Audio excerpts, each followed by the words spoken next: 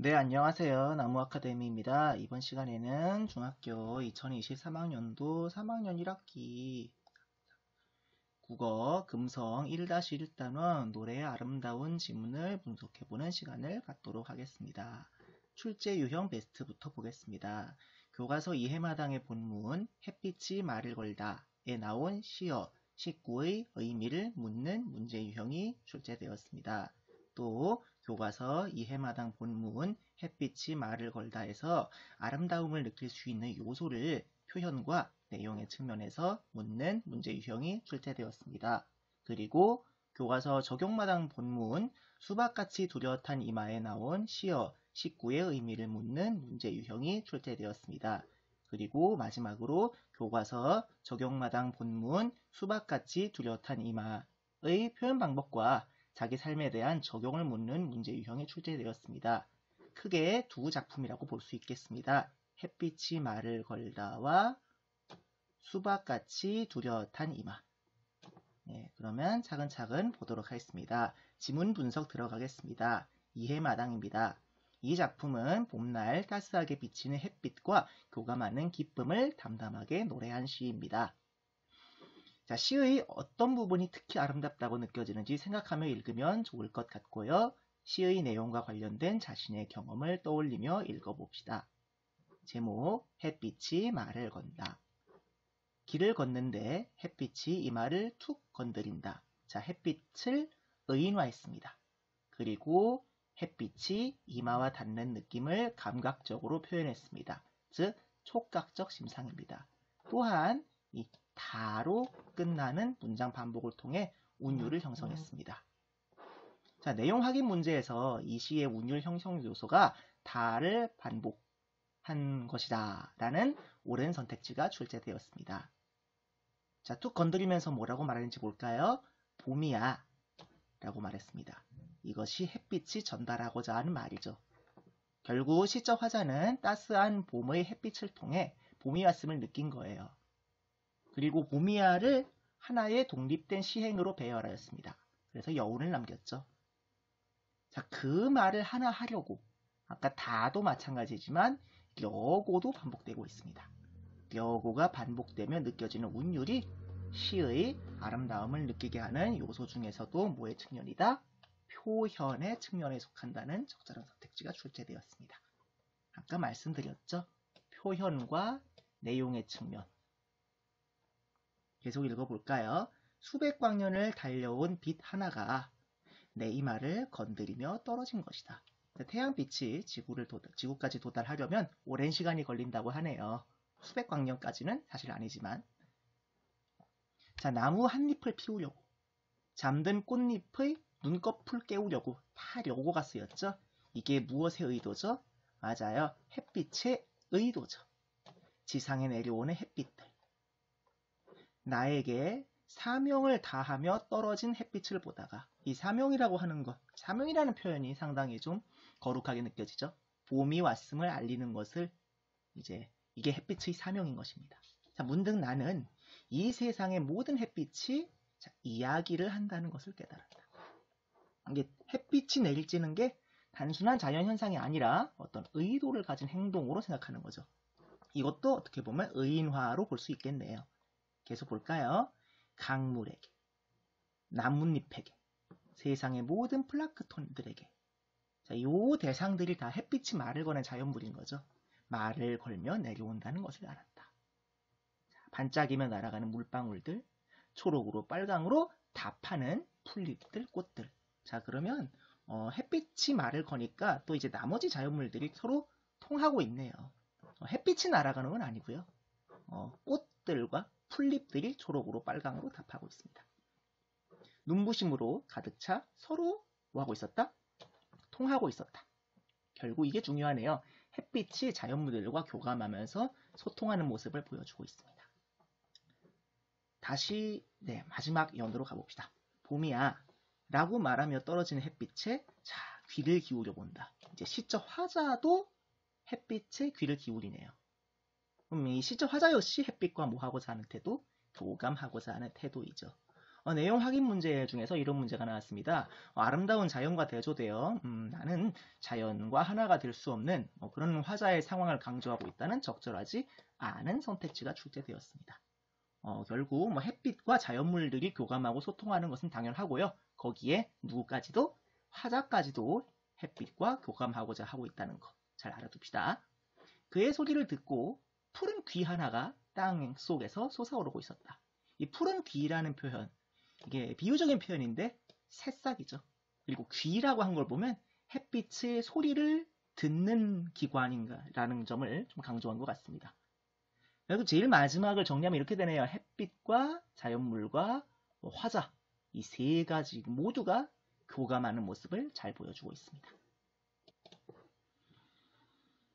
자, 시를 다 봤고요. 내용 정리 좀 해볼게요. 봄이야라는 표현의 의미 아까 봤습니다만 햇빛이 화자와 자연물들에게 건네는 말이죠. 결국 시적 화자는 따스한 햇빛을 통해 봄이 왔음을 알게 된 거죠. 그리고 이 봄이야라고 하는 표현을 하나의 시행으로 배열했습니다. 독자에게 여운을 느끼게 하는 거죠. 자, 만물의 교감을 나타낸 표현이 많아요. 자, 소통하고 교감하는 게 지금 크게 세 가지입니다. 일단 화자죠. 귀를 기울인다고 했죠. 그리고 봄이야라면서 말하는 햇빛도 그렇죠.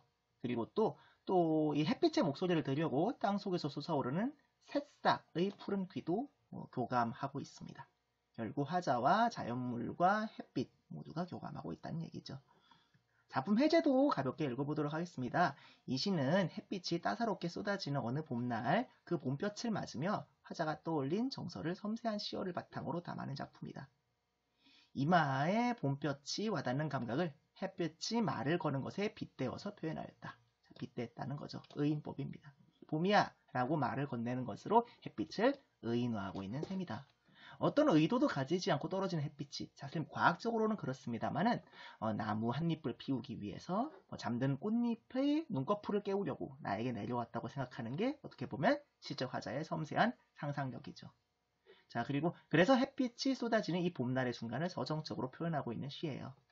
간결하게 배열된 시행과 또 봄이 화자에게 거는 말인 봄이야를 한 행으로 처리하여 상당히 잘 정제된 이런 감정을 여운이 남게 표현하고 있습니다. 또 햇빛이 말을 거는 대상이 꽤 많아요. 자연물들이죠. 강물, 나뭇잎, 플랑크톤들, 또 서로 통하고 있는 소통하고 교감하는 물방울들, 풀잎들, 꽃잎들과 같이, 꽃들과 같이 시적 상황을 구성하는 소재들이 이렇게 나열하고 있고요. 이렇게 자연물의 소재들을 활용해서 시적 화자는 물론 자연물들이 서로 교감하는, 소통하는 그런 아름다움이 가득 찬 순간을 효과적으로 표현하고 있습니다. 자, 학습활동 보죠. 햇빛이 말을 걸다에 말하는 이가 보고 있는 것은 무엇인지 그리고 그 대상을 어떻게 표현하고 있는지 빈칸에 적고 주제를 정리해 봅시다. 자, 나뭇잎이나 꽃잎을 피우려고 지상으로 내려오고 있어요. 그리고 나의 이마를 툭 건드렸죠. 햇빛이 쏟아지고요. 봄이야 하면서 나에게 말까지 건네고 있습니다. 보고 있는 건 당연히 햇빛이죠. 햇빛이 나뭇잎이나 꽃잎을 피우려고 하고 내 이마를 건드리고 자연물에 쏟아지고 또 나에게 말을 건네고요. 결국 이걸 종합해보면요. 이 시의 주제는 봄날의 햇빛과 나를 포함한 세상 만물의 교감이죠. 그리고 그런 교감을 통해서 나는 시적 화자는 봄날의 아름다움을 느끼고 있습니다. 이게 어떻게 보면 시에서 말하고자 하는 바, 즉 주제겠죠. 자, 이 시에서 묘사하고 있는 풍경에서 전달되는 느낌을 자유롭게 적어봅시다. 햇빛이 눈부시게 쏟아지는 풍경이 참 눈부시게 그리고 평화롭게 느껴지죠. 그리고 여러분 혹시 2학년 때 배운 시 생각나는지 모르겠습니다. 윤동주의 시 새로운 길이라는 작품이 있었죠. 자, 그것에 대해서 학생들이 나눈 대화가 있고요. 또 이거를 통해 햇빛이 말을 걸다의 아름다움에 대해서도 생각해 봅시다. 은서야, 너는 2학년 때 배운 새로운 길에서 어떤 구절이 인상적이었어? 라고 얘기를 하니까 나는 나의 길은 언제나 새로운 길이라는 구절이 제일 인상적이었어. 나랑은 다르구나. 왜 그 구절이 제일 마음에 들었니? 라고 하니까 새로운 길을 걷고자 하는 말하는 이의 의지 같은 것이 좀 감동적이었다라고 얘기를 합니다. 자, 현우 너는 어떤 구절이 제일 마음에 들었니? 라고 얘기하니까 너는 시 구절에 뭐에 주목했구나? 내용에 주목했구나. 나는 어제도 가고 오늘도 갈 나의 길, 새로운 길이라는 구절이 제일 인상적이었어. 왜냐하면 리을이 반복되면서 운율이 느껴졌거든. 어제도 가고 오늘도 갈 나의 길, 새로운 길 이런 식으로 늘의 리을 받침, 갈의 리을 받침, 길의 리을 받침, 로의 초성, 또 길의 리을 받침. 이게 니을이 엄청 많죠. 예를 들면 요즘 나오는 랩 가사들처럼 너는 운율과 같은 무엇에서 표현에서 아름다움을 느꼈네. 같은 시를 읽었는데도 우리가 인상적이라고 생각하는 부분이 참 다르구나. 그게 바로 시의 아름다움 아닐까? 자, 이렇게 똑같은 문학 작품을 읽어도 누군가는 내용에 좀 더 주목할 수 있고요. 또 누군가는 표현에 주목할 수 있습니다. 내용은 안에 들어있는 주제의식이죠. 표현은 뭐 겉으로 드러나는 뭐 총 몇 행이다, 뭐 몇 연이다, 뭐 이런 구절을 썼다라고 하는 부분입니다. 자, 계속 가볼까요? 자, 새로운 길이라는 작품 2학년 때 잠깐 봤을 테니까 넘어가도록 하겠습니다. 자, 은서는 나의 길은 언제나 새로운 길이라고 하는 의지가 감동적이었다. 이것은 아까도 말했습니다만 내용의 아름다움이죠. 반면에 현우는 리을 발음에서 운율이 느껴졌다. 이것은 표현의 아름다움이죠. 자, 그걸 바탕으로 이제 햇빛이 말을 걸다도 한번 이제 표현과 내용 차원에서 나누어서 어떻게 아름다운가 한번 얘기해 보겠습니다. 그의 소리를 듣고 푸른 귀 하나가 땅속에서 솟아오르고 있었다. 이것은 새싹을 사람의 신체 기관 푸른 귀에 비유해서 햇빛을 받아서 새싹이 난다는 것이 실감나게 느껴졌다라고 얘기하는 이건 의인법을 썼다는 표현에 주목했죠. 반면에 이제 반짝이면 날아가는 물방울들, 초록으로 빨강으로 답하는 풀잎들, 꽃들, 눈부심으로 가득 차 통하고 있었다. 이것은 세상 만물이 햇빛과 모하는 모습이 소통하는 모습이 조화로워 아름답게 느껴진다. 이것은 이제 내용에 주목한 것이지요. 그 외에도 여러 가지가 있는데 짝과 함께 이야기한 대목이 있네요. 짝이 고른 구절이 있습니다. 나에게 사명을 다하며 떨어진 햇빛. 짝이 구절을 고른 이유가 있어요. 봄이 왔으면 알려주는 것을 무엇이라고 표현하는 게 감동적이다? 사명이라고 표현하는 게 감동적이다. 왜 그렇죠?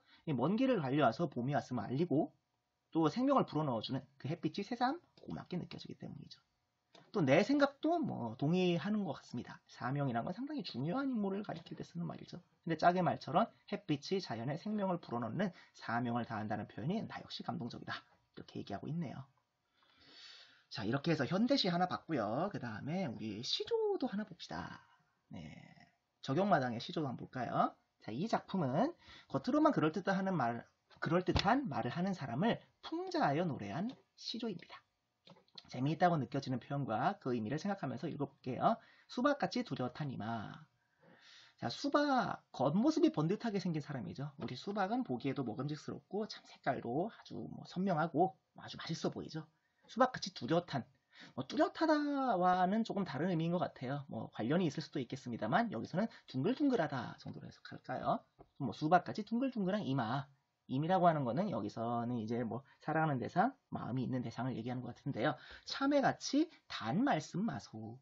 달다, 달콤하다, 듣기에만 좋은 번지르르한 말을 얘기한다고 하죠. 마소는 예스러운 표현인데 마시오, 마십시오 이런 얘기네요. 자, 그러면 이 임이라는 사람은 겉모습은 상당히 번듯한데 뭔가 듣기 좋은 말만 하네요. 계속 볼까요? 가지가지 하시는 말이 문맥상 이미 하시는 말이 말마다 하는 말마다 무슨 말이다? 웬말이로다. 외다는 그르다, 틀리다, 거짓이다 이런 뜻입니다. 웬말은 결국 틀린 말, 그른 말, 거짓말이란 뜻이네요. 네. 자, 10월, 음력 9월 10월이고요. 시동아 같이 속 성긴 마르시소라고 얘기하고 있는데요. 시동아, 좀 낯선 작물이죠. 씨를 받기 위해 따먹지 않고 키운 동아인데요. 동아는 박과에 속하는 한 해 살일 덩굴성 식물이라고 합니다. 그런데 씨를 받기 위해 따먹지 않았다고 합니다. 동아인데 속이 상당히 듬성듬성 성긴가 보죠. 그런 말을 하지 말라는 얘기인데요. 결국 참외같이 달콤하긴 하지만 정작 뭐가 없다? 겉으로 듣긴 좋아도 실속 없는 빈말이란 얘기죠. 우리 언제 한번 밥이나 먹을래? 우리랑 언제 한번 만날래? 겉으로 듣기에는 정말 달콤하고 좋은 말만 하면서 나중에 가면은 약속도 안 지키고 이런 실속이 없는 말 하지 말라고. 너 왜 겉은 멀쩡하면서 왜 그런 말을 하냐라고 약간 좀 비판하는 내용인 것 같습니다. 자, 한 번만 다시 정리해 볼게요. 임의 특성은 일단 수박처럼 겉으로 번듯해요. 근데 하는 말이 다 실속이 없고 거짓이에요. 참외같이 달콤한 말이긴 한데 정작 실속이 없는 시동아 같은 그런 말이에요. 실속 없고 거짓. 결국 임에 좀 구별을 해야겠죠. 외모는 수박에 비유했지만 말은 참외, 시동아에 빗댔습니다. 자, 세 가지 작물이 나오는데요. 외모는 뭐 뚜렷하고 번듯하다는 점에서 수박에 빗댔지만은 말은 듣기엔 달콤한데 정작 실속이 없다는 점에서 참외 시동아에 비유했습니다. 그리고 전체적으로 보면 임의 잘못된 태도를 우스꽝스럽게 표현하여 비판했음을 알 수 있습니다. 자, 이 시조는 전형적인 인간의 모습을 수박, 참외, 시동아 등과 같이 우리 주변에서 쉽게 볼 수 있는 일상적인 소재에 빗대어 겉모습은 멀쩡하지만 거짓말을 일삼는 임의 모습을 비판하고 있습니다. 상당히 뭐 비유적 표현이 쓰였고요. 그리고 또 이제 비판하고 있다는 점에서 풍자적 표현 기법을 쓰고 있다는 점을 확인할 수 있습니다. 학습활동 가볼게요. 수박같이 뚜렷한 이마에 등장하는 소재가 비유하는 것은 무엇인지 상상해봅시다. 수박은 겉만 버듯한데 내실이 없는 사람. 참외는 맛이 단 채소다. 겉만 버듯한 사람이 하는 듣기에는 좋은 말. 시동아는 겉으로만 듣기 좋은 말. 알맹이 없는 빈말. 그리고 수박은 겉이고요. 참외와 시동아는 말입니다. 계속 볼까요? 이 시조에 말하는 이가 임에게 전달하고 싶어하는 말을 한 문장으로 줄여 써볼까요? 결국 정말 하고 싶은 말은 뭘까요? 겉은 번듯하게 생겨가지고서는 듣기 좋은 거짓말만 하지 말아라 이런 얘기고요. 특별히 재미있다고 느낀 부분이 있을 겁니다. 수박, 참외, 시동아처럼 일상생활에서 쉽게 볼 수 있는 소재들을 사람에 빗대는 점이 재밌었다. 혹은 말하는 이가 임을 풍자하여 우스꽝스럽게 표현하는 부분에서 재미와 아름다움이 느껴졌다라고 얘기합니다. 그리고 이 시조에 대해서 다른 사람이 쓴 글이 있어요. 이걸 한번 나중에 참고해 보시고요. 그리고 자신의 주변에도 임과 같은 사람이 있는지 어떤 사람인지에 대해서도 짧은 글을 써보면서 이제 문화작품을 우리의 삶에도 적용해 볼 수 있을 것 같습니다. 그리고 점검 조정하기 마지막입니다. 시의 아름다움을 만드는 요소가 뭐 겉으로 드러나는 표현도 있고 속에 들어있는 주제의식 내용도 있죠. 그리고 이게 느낄 수 있는 아름다움이 있는 사람마다 달라요. 누구는 표현에, 누구는 내용에 주목하겠죠. 그리고 시의 아름다움을 제대로 체험하기 위해서는 이렇게 자신의 삶의 맥락 속에 적용하면 좀 더 깊이 있게 이해할 수 있습니다. 자, 그러면 문제 한 3문제 풀고 마무리할까요? 자, 2번 문제 한번 풀어봅시다. 여러분 일시정지하고 한번 풀어볼까요?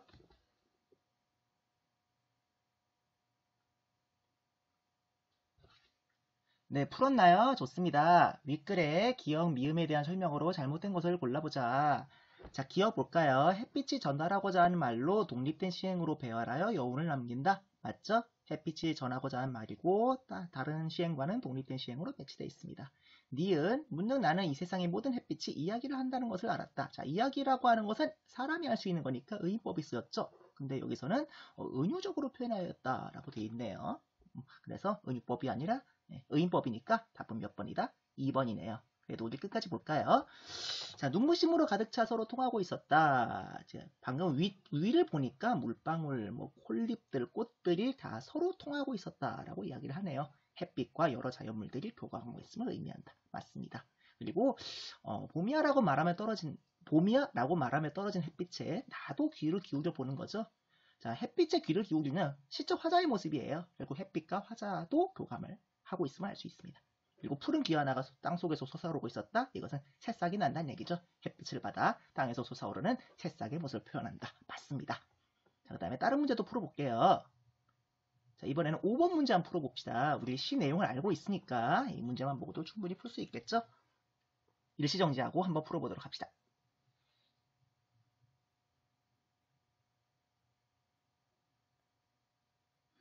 자, 됐나요? 좋습니다. 자, 윗글을 읽고 나눈 감상으로 적절하지 않은 것은 다로 끝나는 문장이 반복되어서 운율이 잘 느껴진다. 맞습니다. 뭐 있었다, 뭐 알았다. 그렇네요. 그 다음에 따스한 봄날의 햇빛이 눈부시게 비치는 광경이 눈앞에 그려진다. 뭐 시의 전체적인 모습이죠. 맞습니다. 그리고 햇빛과 만물이 서로 대화하며 교감을 나누는 것 같아서 인상 깊었다. 맞습니다. 햇빛과 만물, 뭐 자연물 포함, 뭐 자기 자신, 뭐 시적 화자도 포함한 거죠. 교감을 나누고 있습니다. 서로 통하고 있었다. 이런 표현이 있네요. 자, 4번. 아름다운 자연과 대조되어 자연과 하나가 될 수 없는 화자의 상황을 강조하고 있다. 아니죠. 왜냐하면 나 역시, 시적 화자 역시 햇빛에 귀를 기울였습니다. 아름다운 자연과 대조되지 않아요. 자연과 햇빛과 오히려 하나가 되어서 함께 교감하고 소통하는 모습을 보여주고 있습니다. 답은 4번이죠. 자, 마지막 문제 볼까요? 매일 보는 햇빛이 수백 광년을 달려와 봄을 전하는 전령. 사명이죠, 사명. 사명을 전하는 전령이라고 생각하니까 모든 자연물들이 의미 있게 느껴져. 적절하네요. 자, 그 다음에 마지막 문제도 풀어볼까요? 이번에는 16번을 가보도록 하겠습니다. 자, 16번 문제 여러분 한번 일시정지하고 풀어볼까요?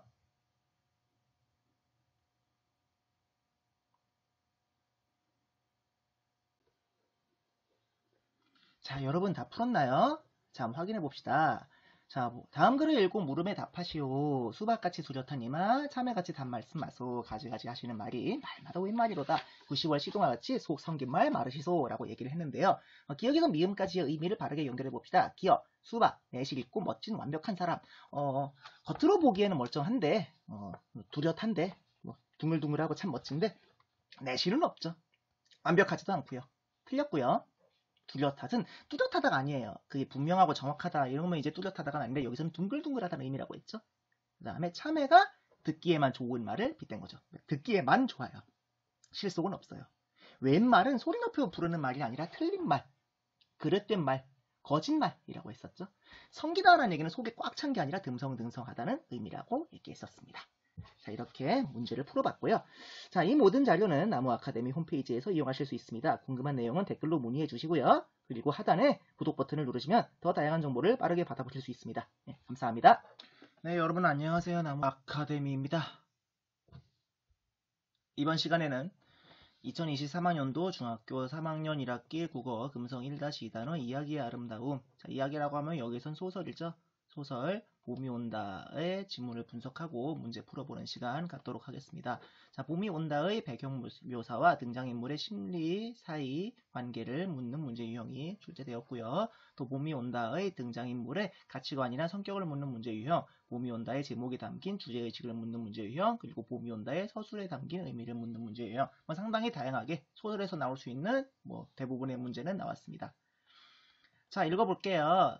이 작품은 작은 어촌에서 할아버지와 함께 살아가는 호정이 자신의 꿈을 찾아 나가는 과정에서 겪는 크고 작은 어려움을 다루고 있는 소설인데요. 이따 나오겠습니다만 이런 성장소설이라고 합니다. 자, 소설을 읽으면서 아름답다고 느껴지는 장면을 찾으면서 읽어보면 좋을 것 같고요. 그리고 소설 속 인물과 비슷한 경험을 한 적이 있는지 생각해보면서 읽어봅시다. 자, 봄이 온다라고 하는 제목의 의미가 있습니다.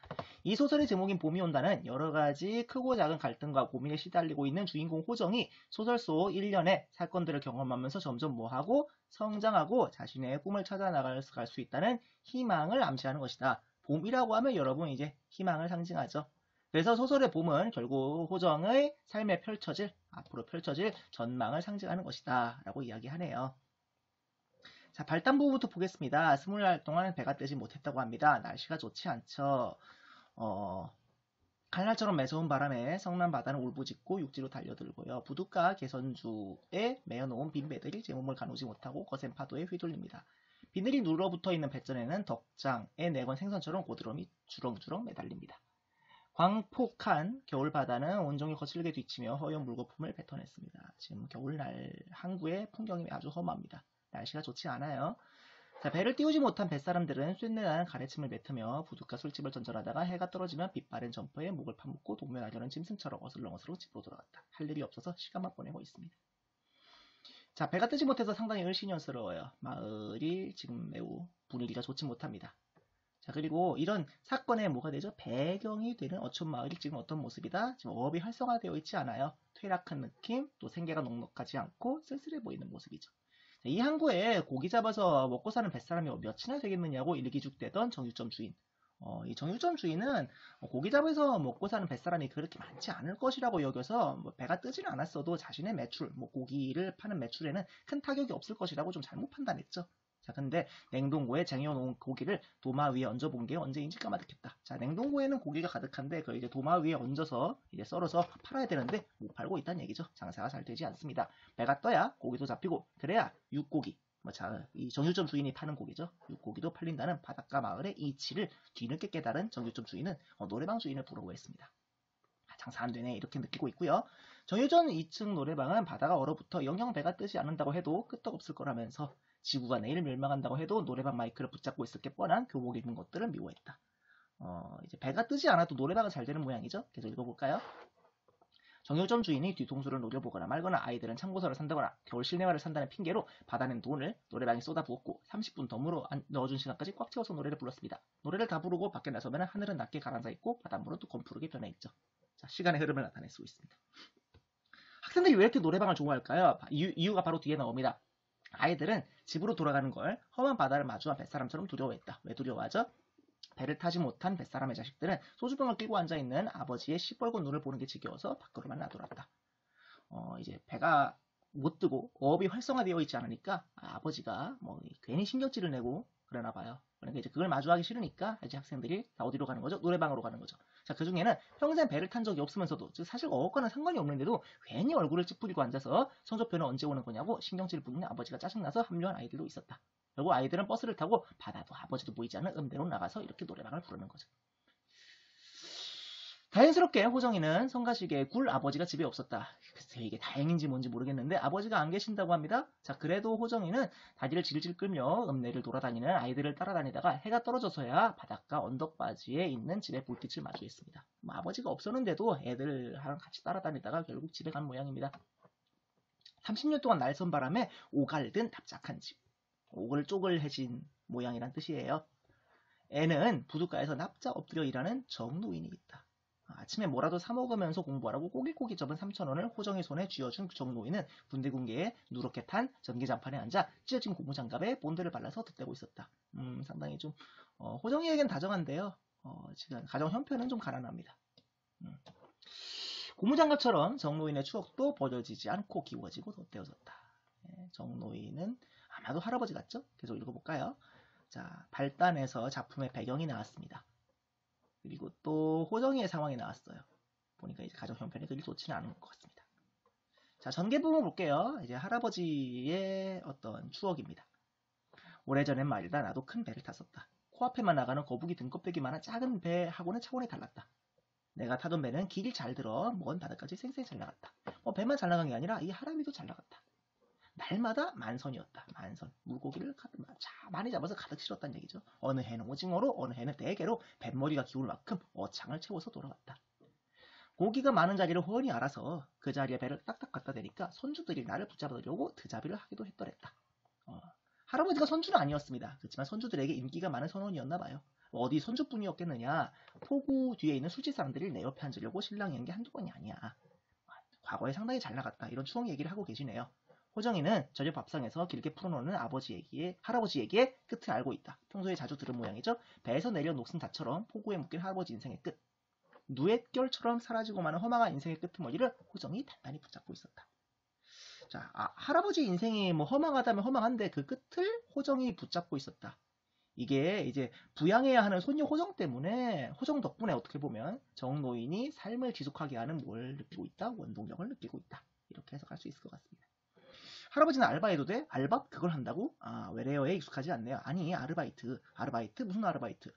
또한 읍내 햄버거 가게에서 일하면 안 되냐고. 중학생들 다 해. 이 다 한다는 표현을 또 오해했습니다. 햄버거 집이 그렇게 많나? 중학생들이 다 그 일을 할 만큼? 그게 아니라 정노인은 뚝배기에 끓인 된장찌개를 호정 앞에 당겨서 놔줬다. 우리 땅에서 나온 종자들은 햄버거 같은 빵 쪼가리 말고 우리 걸 먹어야 하는데 그게 하루 일당이 쓰이다니까? 뭐 돈을 많이 준다는 얘기죠. 보충화스 오전에 끝나니까 읍내 나가서 얼마라도 벌면 좋잖아. 왜 어디 뭐 돈 쓸 데가 있냐? 돈 쓸 데가 많지. 정노인은 말없이 밥상에서 물러나 앉아 리모컨으로 텔레비전 채널을 바꿨다. 마음에 들지 않는 모양입니다. 계속 읽어볼까요? 텔레비전에는 짬뽕을 팔아 매달 몇 천만 원을 번다는 남자가 나와서 주먹을 뿔끈지면서 말했다. 용기를 갖고 도전하십시오. 도전하는 사람은 성공합니다. 당신도 험한 바다를 헤치고 나간 콜럼버스처럼 새 세상을 얻을 수 있습니다. 자, 도전하면 성공한다 이런 얘기인데요. 자, 콜럼버스가 어디 뱃사람이고 뭐 고래라도 잡았는갑네? 팔자를 고친 걸 보면. 고래 잡는 것을 가장 큰 성공으로 여기는 정노인을 알 수 있습니다. 그리고 콜럼버스에 대해서 잘 모르나 봐요. 할아버지 저거 봐. 도전하는 사람이 성공한다잖아. 성공? 그런 거 아무짝에도 쓸모없다. 인생이 험한 바다라 치면은 성공은 오징어 배 집어등 같은 기라. 자, 오징어 배 집어등이 어떤 특성을 갖고 있길래 그럴까요? 그래서 할아버지의 말을 들어볼까요? 집어등을 켜놓으면 대나처럼 박지. 그 눈에 불이 익으면 불이 꺼진 뒤에는 세상이 깜깜절벽이라. 성공에 취해 있다가 벼랑 끝으로 떨어진 사람이 한둘이더냐. 성공에 도취되면 눈이 멀어서 나락으로 떨어질 수 있다는 얘기죠. 나도 뭐 젊어서는 성공한 뱃놈이었지만 이렇게 이제 말을 하고 있는데요. 성공만 추구하는 삶은 좀 헛되다라고 하는 정노인의 가치관이 드러나고 있습니다. 정노인은 바다에서 평생을 보냈고 잔뼈가 굵어요.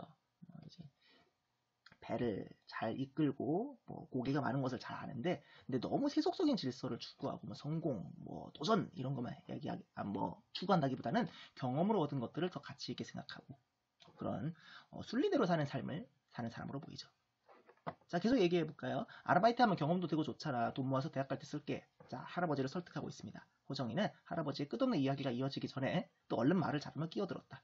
또 뒤에 무슨 얘기가 나올지 훤히 알기 때문이겠죠.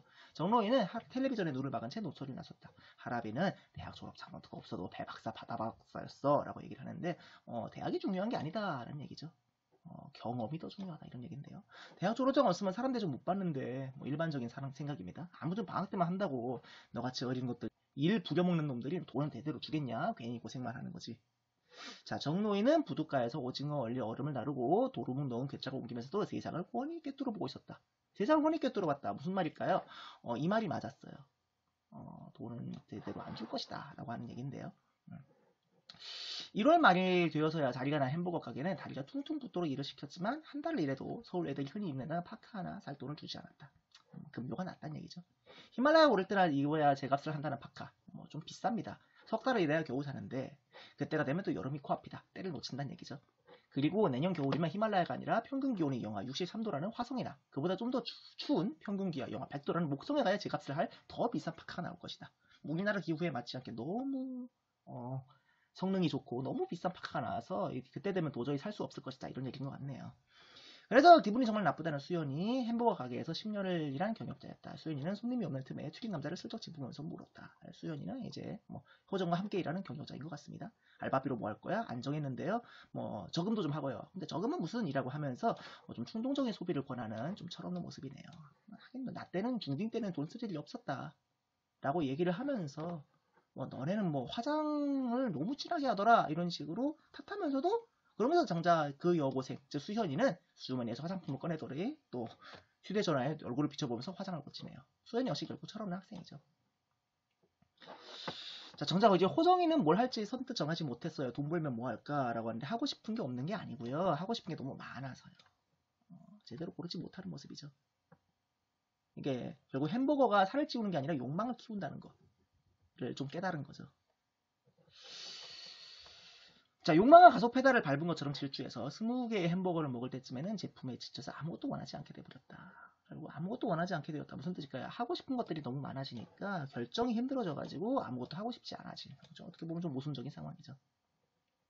정노인의 가치관이 전개 부분에서 나왔습니다. 성공만 추구하는 삶은 헛되다는 얘기고요. 그리고 또 아르바이트에 대해서 호정은 경험도 할 수 있고 돈도 벌 수 있다라고 얘기하지만 정노인은 돈 제대로 받지 못할 것이다. 너같이 어린애들 부려서 일하는 곳이 제대로 주겠느냐 이런 얘기죠. 괜히 고생만 할 것이다 이런 얘기고요. 또 위기에서는 선생님이 등장합니다. 뭘 하고 싶니? 호정이 본격적으로 고민하게 된 계기거든요. 계속 읽어볼까요? 3학년 개학 첫날부터 진로 상담을 시작한 담임쌤. 웃으면서 호정이를 바라봤네요. 선생님이 된 지 2년 된 초보라고 합니다. 하고 싶은 게 없는데요. 아직은 그렇지. 그래도 꿈을 가져야 돼. 꿈을 갖지 않은 사람과 꿈을 가진 사람은 달라. 오늘부터 생각해봐. 그리고 얼마 있다 다시 상담하자. 참 할아버지는 건강하시니? 라고 얘기하고 있습니다. 에? 라고 하고요. 할아버지 한번 뵙고 싶은데 언제 한번 찾아갈게. 라고 얘기합니다. 담임 선생님은 아이들이 뭘 갖고 살아가길 바란다? 꿈을 갖고 살아가길 바라네요. 자, 초보는 너무 빨리 달려요. 그래서 초보는 또 무섭죠. 그래서 너무 의욕 넘치는 모습이 마치 위험한 초보 운전자 같다라고 생각하고 있네요. 그러면서 또 과거에 다른 선생님 생각을 좀 하고요. 자, 그러면서 또 이제 과거에 다른 선생님 생각을 하면서 좀 비뚤어진 친구 중에 하나인 재형이를 떠올립니다.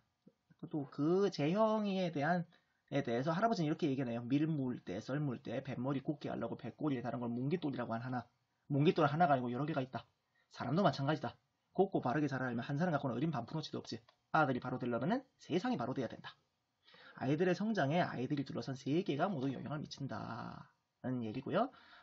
세상의 이치를 꿰뚫어보는 정노인의 모습이 나타납니다.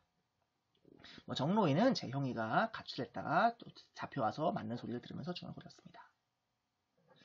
그러면서 이제 정노인은 호정이가 가져온 햄버거 포장지를 조심스럽게 풀었네요.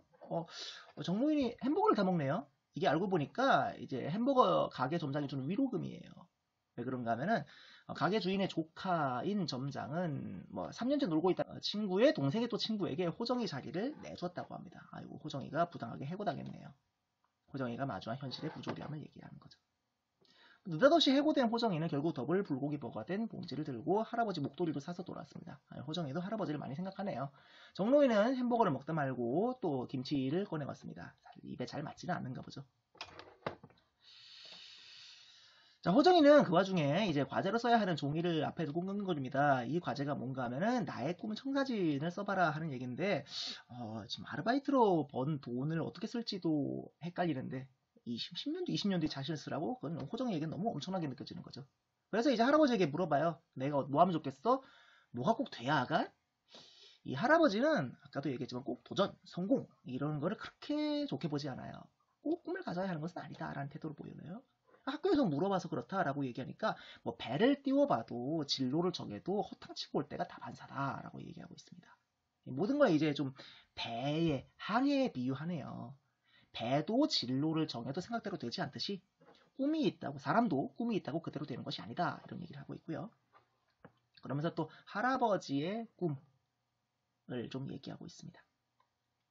그러면서 또 이제 또 그 얘기를 들으면서 또 호정이는 아버지를 떠올리고요. 자, 지금 아르바이트 급료를 39만 4천 원을 받았어요, 호정이가. 그리고 호정이의 꿈은 지금 어떻게 보면 39만 4천 원에 달려있다고 봐도 과언은 아닐 것 같아요. 현재 호정이가 하고 싶은 것을 할 수 있는 돈인데 이걸로 뭐 할까? 라고 하는데 정동현이 이렇게 얘기하네요. 네가 굳이 뭐가 안 돼도 좋다. 그래도 뭐가 되고 싶은데 필요가 있으면 할아버지한테 얘기해라. 라고 얘기를 합니다. 호정이는 있는 그대로 인정하네요. 그러면서 원하는 대로 살기를 바라고 있습니다. 초보쌤은 이제 아이들의 꿈을 정해주느라 바빠요. 나의 꿈 청사진, 아까 과제였죠? 이걸 펴놓고 상담을 해주고 있습니다. 자, 그러면서 이제, 아까 이제 좀 철없는 학생, 재형이가 있었죠? 서울로 가출했다가 돌아온 재형이. 재형이는 좀 허황된 꿈을 얘기하는데, 초보쌤이, 그것도 괜찮다라고 또 조언을 해주고, 격려를 해줍니다. 자, 결국, 호정이는 뭘 썼을까요? 사실 스스로가 생각해도 좀 우스운 것 같아가지고 다른 친구들에게 보여주진 않아요. 자, 그리고 또 호정의 예상대로 초보쌤은 그 글을 보고 교무실에 있는 쌤들이 다 듣도록 깔깔 웃습니다. 니 거 보고 한참 웃었잖아 라고 얘기하는데요. 조금 멋쩍죠? 반응이. 10년 후에 읍내 햄버거 가게를 접수해서 공정하게 알바생들을 모집해 알바비를 다른 가게보다 2배로 줄 것이다. 이게 자신이 겪은 불합리한 문제를 해소하고자 하는 것이죠. 그리고 또 돈 모으면 할아버지가 점장을 하도록 할 것이다 라고 얘기를 하는데요. 그러면서 상당히 긍정적으로 반응해요. 선생님이 비록 웃긴 했지만 상당히 긍정적으로 반응했고요.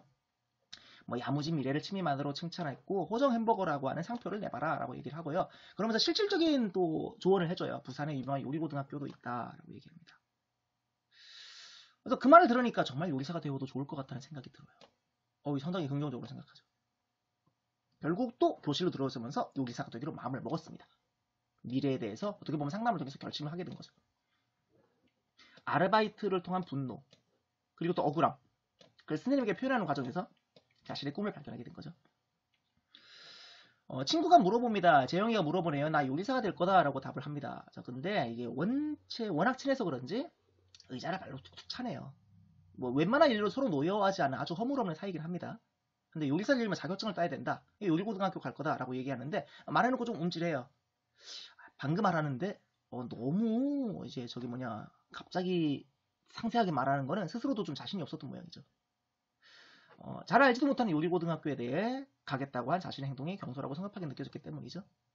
그 와중에 또 재형이가 이렇게 또 추천합니다. 포항에 요리학원인데 거기를 다녀봐라 라고 얘기를 합니다. 전화를 해봐요. 수강료는 50만 원이래요. 아르바이트 해서 번 돈이 39만 4천 원이 있죠? 거기에 용돈이 모은 게 4만 원 있고요. 거기에 또 그러면 7만 6천 원만 모으면 되네요. 용돈을 모으면 충분합니다. 39만 4천 원이 그럼 아까까지만 해도 어디에 쓸까라고 고민했는데 꿈을 꾸게 해주네요. 그걸 보면서 뭔가 뜨거운 불 앞에 선처럼 화끈대는 양볼이라고 하는데요. 이게 설레서 그런 거예요. 설레서 볼이 상기된 거죠. 그 와중에 이제 배경도 누그러지고 있습니다. 새파랗게 얼어있던 하늘이 누그러지고 있었다. 봄이 오고 있었다. 이 봄이란 표현 상당히 중요하죠. 계절의 변화를 통해 미래에 대한 희망이 생겼다. 이렇게 해석할 수 있을 것 같고요. 자, 절정입니다. 그 새해 또 어촌의 분위기가 바뀌었어요. 대개가 풍년이에요. 대개가 풍년이고요. 아까까지만 해도 어업이 활성화되지 않았는데 대개가 풍년입니다. 그래서 이제 정노인도 이제 배를 타야 돼요. 원래는 이제 배를 안 탔는데 이제 나이가 많이 들어가지고 한동안 배를 안 타다가 일손이 모자라서 다시 배를 탑니다. 자, 그러면서 이제 물론 좀 힘들어하긴 해요. 파스를 붙이고 이러고 힘들어하긴 합니다만은 자, 그러면서 이제 요리사가 되기로 마음을 먹었기 때문에 할아버지에게 된장찌개도 끓여드리고 또 준호의 휴대전화로 뭐 관련 정보도 찾아보고 상당히 좀 적극적으로 변했죠. 근데 이제 재영이가 옆에서 핀잔을 하네요. 스마트폰 하나 사라. 요새 구형표 쓰는 사람이 어디 있냐? 라고 얘기를 하니까 못 들은 채 합니다. 근데 뭘 그렇게 보냐라고 얘기를 해요. 계속 의자 다리를 발로 툭툭 차네요. 그러면서 나중에는 뭐 이상한 거 보냐 이러면서 호정이 손에 있는 휴대전화를 낚아챘습니다. 근데 이 휴대전화가 호정이 게 아니죠. 짝 준호의 겁니다. 자, 결국 그러다가 신랑의 끝에 폰이 떨어져요. 휴대전화가 재영이 손에서 벗어나서 창문 시멘트 벽에 부딪히고 색상 모서리가 찍히고 교실 바닥으로 낙하합니다. 준호는 놀랐죠. 보니까 이제 또 알아보니까 이제 액정만 깨진 게 아니라 메인보드까지 흠집이 났네요. 수리비만 30만 원이 듭니다. 이 30만 원이란 비용, 마침 아르바이트로 번 비용과 좀 액수가 비슷하네요. 호정이는 직감적으로 느낀 거죠. 가슴 속에서 뭔가 툭 끊어지는 것 같다. 결국 수리비를 물어주기로 합니다. 그리고 그게 방금까지 이제 돈을 조금만 더 모으면 꿈을 이룰 수 있다라고 생각했는데 이제 그 꿈이 무산된 거죠. 노래방으로 가서 막 노래를 불러요. 물론 뭐 노래가 분노를 사겨주거나 슬픔을 위로해 줄 수는 없었지만 그래도 속상한 마음을 노래로라도 풀어내려고 합니다. 노래방에서 나오니까 세상이 깜깜해요. 역시 배경묘사가 중요하거든요. 비린내가 나는 업한장에서 포구 끝에 있는 등대 불빛을 물끄러미 찾아왔다. 배는 등대를 따르겠지만 호정이가 갈 길을 비춰주는 것은 어디에도 없었다. 너무 깜깜하고 어둡고 갈 길을 비춰주는 것은 아무것도 없다. 좀 절망적이고 힘든 상황이죠. 목표가 갑자기 사라졌으니까요. 자, 그 와중에 할아버지를 만납니다. 할아버지가 좀 한잔 하셨네요. 술을 마셨고요. 또 기분이 좋아서 쇠고기를 좀 샀대요. 근데 쇠고기를 뭐하러 샀냐라고 얘기를 하는데 기분이 좋아졌는데요. 할아버지가 고래를 잡았다고 하네요. 아까 젊은 시절에 정노인이 가졌던 꿈은 고래 잡는 거였거든요. 이 고래가 투망해 놓은 그물에 던져놓은 그물에 잡혔다고 합니다. 그리고 또 호정이는 호정이대로 죽은 고래를 팔아서 수천만 원을 벌었다는 소문을 떠올리면서 그러면 나도 다시 희망이 생기는 건가? 하고 또 들뜹니다. 약간 배경 지식이 필요해요. 지금 상업적인 포경, 고래잡이는 국제적으로 금지되어 있지만 다른 수산생물, 다른 뭐 어종을 잡으려고 친 그물에 우연히 걸려서 죽은 고래를 파는 것은 허용되어 있다고 합니다.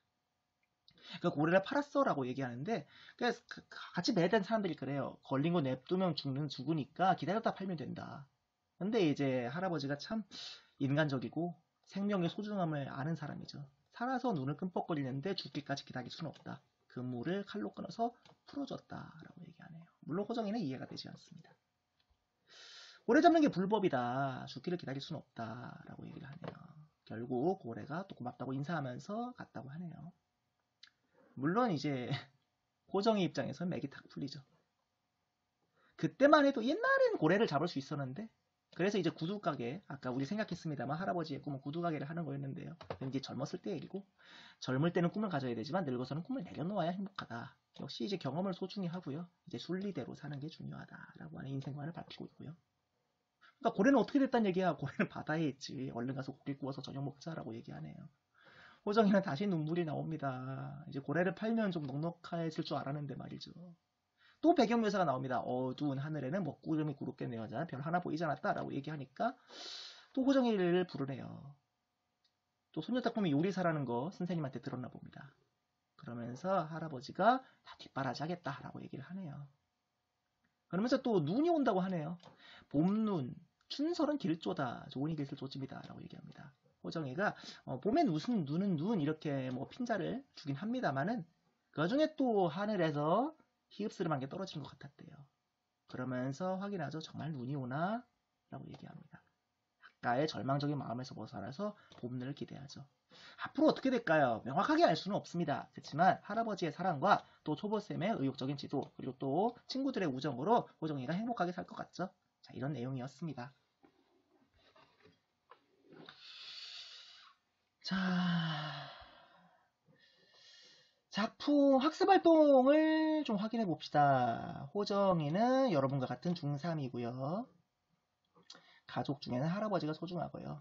재형이가 좀 짓궂기는 해도 친한 친구. 준호는 휴대전화 잘 빌려주고요. 진로 문제가 고민이었죠.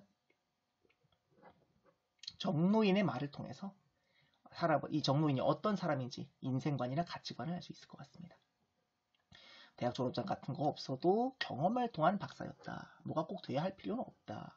그리고 또 배를 띄워도 길껏 진로를 정해서 가도 허탕치고 올 때가 많다라고 얘기하네요. 그러니까 뭔가 세상의 눈이나 기준을 중요시하지 않고요. 자기 일에 최선을 다해서 너무 허황된 꿈을 꾸지 않는 게 중요하다고 얘기를 하네요. 자, 그리고 이 이후의 이야기도 여러분 한번 상상할 수 있을 것 같습니다. 봄이 온다가 아니라 봄이 왔다. 과거 시제를 써가지고 호정이가 실제로 꿈을 이뤄가는 것을 좀 더 구체적으로 쓸 수 있겠죠. 어떤 부분이 좀 아름다울까요? 저 인상적인 장면, 여러 가지가 있겠습니다만 혼자 노래 부르는 장면, 이게 좀 안타깝고 슬프면서도 아름다운 장면이죠. 네. 그 외에도 여러 가지 부분을 여러분들이 골라볼 수 있을 것 같습니다. 그리고 자신의 삶과도 관련지어서 감상할 수 있겠죠. 네, 그럼 이쯤에서 이제 문제 한 3문제만 풀고 마무리해 볼까요? 자, 좋습니다. 여러분 1번 문제 한번 풀어볼까요? 일시정지 한번 풀어볼까요?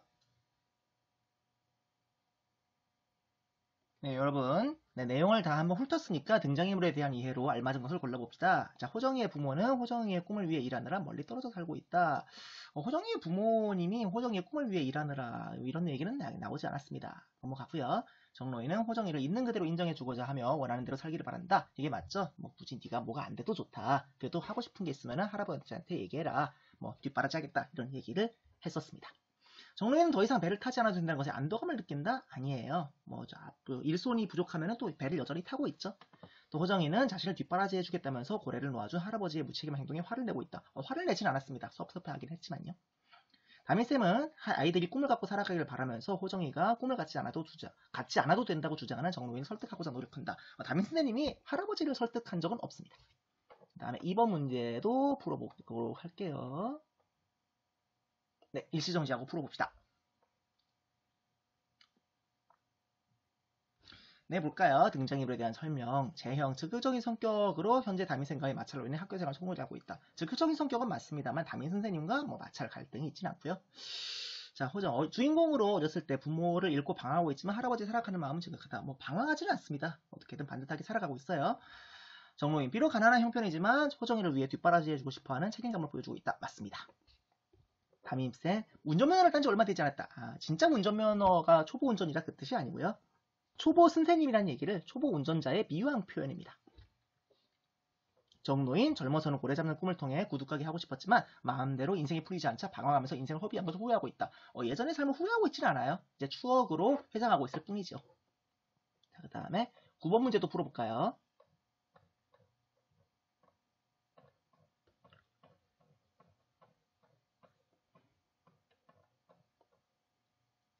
자, 일시정지하고 풀어봅시다. 이 글에 대한 설명으로 적절하지 않은 것은 청소년기의 고민과 성장 과정을 담고 있는 소설, 성장소설이죠. 배경이 되는 어촌의 모습을 생생하게 표현하고 있다. 맞습니다. 이제 어업이 활성화되지 않았을 때, 그리고 또 대개가 풍년일 때 이런 모습 잘 그려내고 있습니다.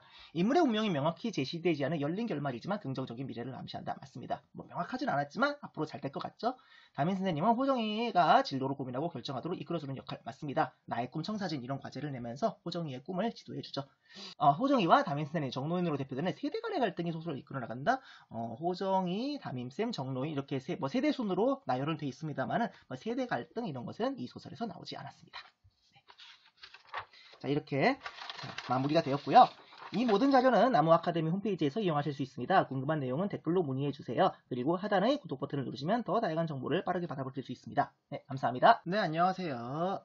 자, 1-2단원의 적용마당에 또 수필이 하나 있습니다. 그것도 빠르게 한번 볼게요. 자, 그림엽서라는 수필인데요. 그림엽서의 인물인 그와 글쓴이에 대해 묻는 문제 유형, 그리고 그림엽서의 상징적 소재에 대해 묻는 문제 유형, 그림엽서의 구체적인 내용 파악과 제목, 표현의 의미, 주제, 교훈에 대해 묻는 문제 유형, 그리고 수필의 특성을 묻는 문제 유형이 있습니다. 자, 내용 빠르게 보죠. 그림엽서. 자, 그림엽서라는 제목의 의미가 있습니다. 그가 자신의 삶을 정직하고 따뜻하게 가꾸어 나가고 있는 모습이 그림처럼 아름답기 때문이래요. 목욕탕에서 처음 만났대요. 네, 한쪽 손으로 벽을 더듬는 시각장애인입니다. 목욕탕 문의 손잡이를 찾고 또 샤워기 아래에 서서 손끝으로 물 온도를 가늠하고요. 손끝으로 물 온도로 가늠한 것은 시각장애인을 드러내는 게 아니에요. 왜냐하면은 비시각장애인이라 하더라도 물 온도는 손끝으로 가능하죠. 어쨌든 비누칠하고 머리도 감고요. 또 벽을 더듬어요. 치약을 스쳐 지나가네요. 근데 치약이 아니라 다른 거를 찾고 있죠. 나는 원래 소금통을 그의 앞에 옮겨 놓습니다. 여러분 소금으로도 양치를 할 수 있습니다. 자, 그의 손끝이 소금통에 닿으니까 여기가 아닌데라고 얘기합니다. 보니까 이제 이 그라고 하는 분은 비록 눈은 안 보일지 몰라도 목욕탕에 어디에 뭐가 있는지 다 알고 있는 것 같습니다. 자, 그러다가 내 쪽을 향하고 고맙습니다라고 인사를 하네요. 자신을 배려한 이 글쓴이에 대해서 감사 인사겠죠. 자, 그리고 나중에 또 면도까지 합니다. 또 면도기가 지나간 쪽을 손바닥으로 한번 만져보고 거울에 비춰보는 신용할 때는 또 웃음이 나왔는데요. 여기 보면은 사실 눈이 보이지 않는데도 마치 얼굴에 거울을 비춰보는 모습이 좀 어떻게 보면 재미있게 느껴졌기 때문이겠죠. 목욕은 아무 탈 없이 끝났습니다. 마지막에 조금 다른 손님과 부딪혔네요. 손님도 당연히 상황을 이해해 줬습니다. 또 미안합니다 라고 얘기를 하면서 이런 일이 없었는데 라고 또 밝게 웃습니다. 실수를 해도 아주 대범하게 개의치 않고 밝게 웃는 긍정적인 성격이면 알 수 있죠. 목욕탕의 의미가 은근히 중요합니다. 옷도 마찬가지고요. 목욕탕은 돈이 많은 사람이든 적은 사람이든 아무런 겉에 걸치는 거칠애 없이 인간으로 평등하게 만날 수 있는 공간이죠. 또 옷은 외적 조건입니다. 결국 목욕탕은 이 외적 조건을 모두 벗어버릴 수 있는 공간이죠. 주제를 형성하는 데에 크게 기여합니다. 자, 첫 번째 만남은 그랬고요. 두 번째 만남은 이제 불로동 다리였습니다. 이제 성수대교가 무너진 시대적 상황이 그래요. 성수대교가 무너져서 한동안 사람만이 다니고 있는데요. 거기에서 누가 나오죠? 그가 지팡이를 지니고 검은 안경을 끼고 있습니다. 목욕탕에서 만난 그인 걸 기억을 하네요. 자, 근데 또 하나의 눈여겨볼 얘기거리를 건네주었어요. 가슴에 꽃다발이 안겨 있었단 말이죠. 예쁜 꽃이네요 라고 얘기하니까 뭐라 그래요? 아내가 좋아한다 그래요. 아내? 난 조금 놀랐다 라고 얘기를 하네요. 그에게 아내가 있으리라고 생각하지 않았다. 어떻게 보면 장애인에 대한 편견이죠. 맹인인 그에게 아내가 있을 것이라고 생각하지 못했기 때문이죠. 그 모습을 보면서 또 이제 두 번째 만남을 얘기했고요. 꽃다발의 의미도 있습니다. 역경을 넘어서 긍정적이고 따뜻하게 살아가면서 삶을 가꾸는 그런 모습을 잘 보여주고 있죠. 나중에 또 세 번째로는요, 작업실 창문으로 이제 그는 물론이고 그의 아내까지 봐요. 두 사람을 봤습니다. 이제 또 여자는 완전히 그에게 몸을 의지하고 있습니다. 그의 아내도 시각장애인이네요. 자, 이번에는 보면서 가슴이 먹먹했대요. 이게 나쁜 뜻이 아니고요. 가슴 벅찬 감동을 느꼈다는 얘기겠죠. 그에게 아내가 있으리라고 생각했지만 그 아내 또한 앞을 보지 못하리라고는 생각을 전혀 하지 못했다. 꽃을 좋아하니까 당연히 그래도 아내는 시각장애인이 아니겠지라고 생각을 했는데 이것도 어떻게 보면 편견이죠. 꽃이라고 하는 것은 눈이 안 보여도 얼마든지 즐길 수 있거든요. 향기를 맡을 수 있고 그렇지 않겠어요? 자, 그러면서 이제 왼쪽 길로 사라졌대요. 사글세빵, 월세빵이죠. 월세빵, 리는 골목길. 형편이 그리 넉넉하지는 않은 것 같습니다. 자, 그 뒤로도 가끔 그를 봤대요. 여러 가지 모습을 보면서 삶이란 그것을 갖고 갈, 즉 삶을 갖고 갈 정직하고 따뜻한 능력이 있는 이에게만 주어지는 어떤 꽃다발 같은 것이라는 생각을 한다. 자, 그러니까 장애가 있어도 그에 굴복하지 않고 자신의 삶을 아름답게 갖고 가는 그의 모습을 통해 삶이 얼마나 숭고한 것인지 다시금 생각했다고 합니다. 그런 내용이었고요. 그래서 이제 제목을 그림엽서라고 했어요. 왜 그림엽서라고 하는 것은 보통 아름답거나 기억할 만한 장면으로 만들죠. 그의 모습이 감동적이었기 때문이었고 아까도 말씀드렸듯이 장애에 굴하지 않고 자신의 삶을 정직하고 따뜻하게 갖고 나가고 있는 모습이 아름답게 느껴졌기 때문이죠. 네, 그렇습니다. 자, 문제 한 3문제 풀고 마무리할까요? 자, 여러분 6번 문제 한번 풀어봅시다. 그림엽서 라는 표현. 제목이기도 하죠? 이 의미가 중요합니다. 일시정지하고 풀어볼까요?